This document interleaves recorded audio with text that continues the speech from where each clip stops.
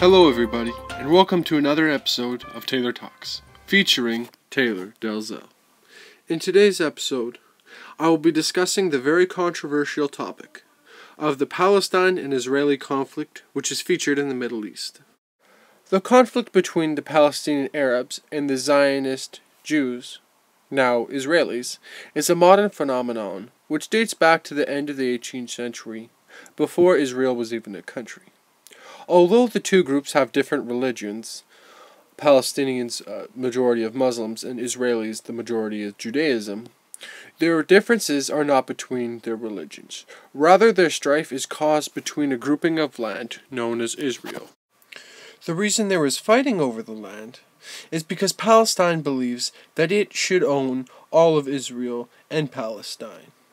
The reason they believe this is because in 1948, the UN split up Palestine into three separate groups: the West Bank and the Gaza Strip, which is controlled by Palestinians, and then the State of Israel, which is a Jewish state.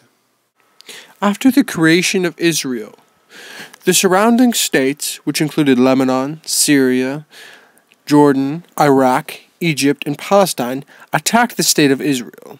But to the country's surprises, the Jewish state survived. Then, in 1967, the Egyptian Prime Minister announced his plan to destroy Israel in hopes of creating an all-Palestine state. When this happened, all the Arab states sent troops to Israel's border. This became known as the Six-Day War. When this occurred, Israel had preemptive strikes on Egyptian and Syrian troops, and then which they begged Jordan's king not to join the war, but instead signed a peace treaty. Much to Israel's dismay, the Jordan king joined the war. When this happened, Israeli fighters were able to overcome Jordanian soldiers and captured the Jordan's West Bank, as well as the Sinai Peninsula, which they took from Egypt. However, Israel gave back the peninsula to Egypt in 1978 when the two signed a peace treaty together. As a result, Egypt became the first Arabic country to recognize Israel as a Jewish state. Israel has also made the same offer to Palestine, offering them land back which they took. However, Palestine has refused the offer and instead has supported terrorist groups such as Hamas, which have been known to cause acts of terror and anti-Semitism since 1987. They have been known to fire rockets at Israel from Palestine in schoolyards as well as hospitals. This ongoing banter has forced Israel to retaliate by sending rockets as well as soldiers to the borders of Palestine. As a result, the death toll for Palestinians has been 8,441, of which those were soldiers or Hamas terrorist members were 8,244. The death toll for Israelis has been somewhat lower, of 1,512. Of those, 497 were Israeli soldiers, while the rest were civilians. This leads us to the question, what factors contributed to the power of Israel? There are many factors which did contribute to the power of Israel, or as some might call it, marginalization of Israel. One of them being the United Nations, for it helped Israel establish their own country when they had none. Then, after the war with the Arab countries, Israel got help from other countries, such as the United States or Canada, whether it was military aid, relief, or funds to help them keep going.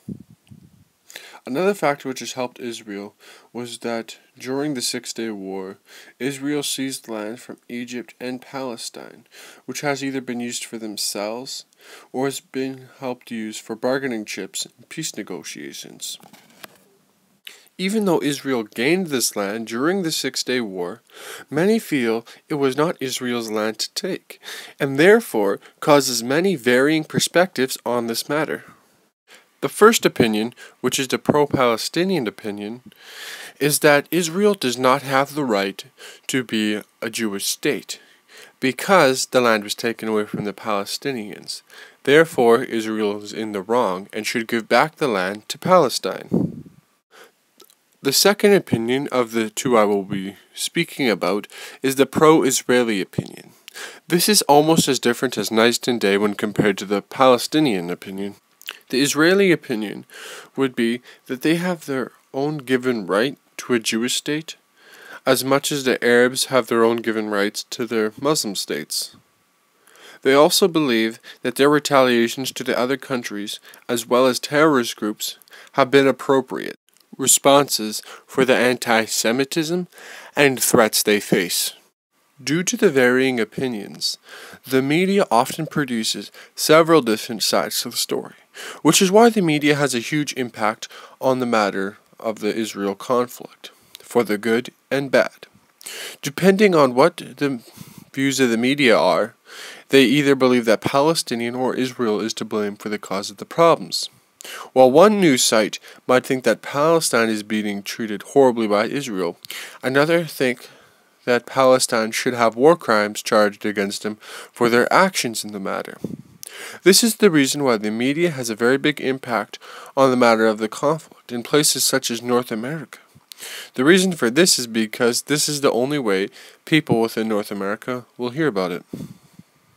This leads us into our next topic, which is individual contributions. And the activist which I have chosen is Michael Pipled. Pipled was born in Jerusalem on 1961 into the home of a prominent Zionist family. His family was deeply rooted in the history of Israel. His grandfather was one of the members who signed Israel's Declaration of Independence, and Pipled's father was a soldier in the War of 1948, as well as a general during the Six-Day War in 1967. Pipled's father condemned Israel's military for seizing the West Bank, Gaza, Sinai Peninsula, and the Golan Heights for the war, in which he called a cynical campaign for territorial expansion. He was marginalized and shunned for his activism, and was called a two-state solution. Palestinian activist Suzanne Awula was described Pipled's father, who died in 1995, as a man that many Palestinians could not figure out whether to love or hate, and had the notable nickname of Alu Salam, which is Father of Peace. After his father died, Pipled continued into his father's footsteps and became heavily active with helping activists for peace. However, in 1997, he decided to distance himself from activism and focus more on his 6th degree black belt. However, he was soon brought back to the political realm of activism when his 13-year-old niece was killed in the suicide attack in Jerusalem. Since then, Pipled has traveled to Palestine to teach karate and engage in nonviolent activism. He has also lectured in the US, Canada, Australia, and the UK, and calls for peace for Israel and Palestine. He is also the co-founder of an organization which helps civilians who are injured as the result of the Israeli-Palestinian conflict. One of the things his organization has done is send over 1,000 wheelchairs to Palestine and Israel to help children who have been injured by the conflict. This leads us into our next segment, which is policies, strategies, or initiatives. Direct negotiations between Israel and the Palestinians began on July 29, 2013, following the attempt by the U.S. Secretary of State John Kerry to reach the goal of peace. The negotiations were supposed to last up to 9 months to reach a final status to the Palestinian-Israeli conflict by mid-2014.